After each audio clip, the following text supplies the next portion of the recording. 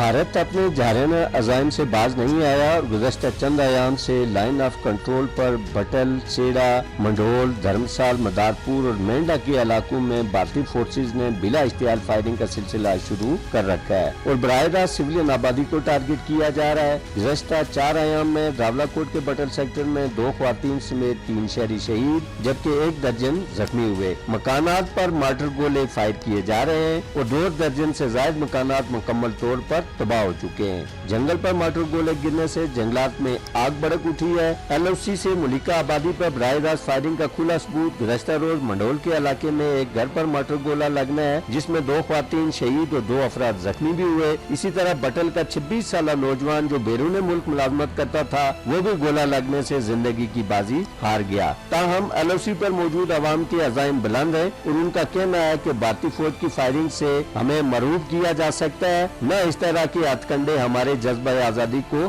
सद कर सकते हैं। फायर हो, जंग हो या कि कोई भी हालत हो, हमें किसी किस्म की कोई परेशानी नहीं है।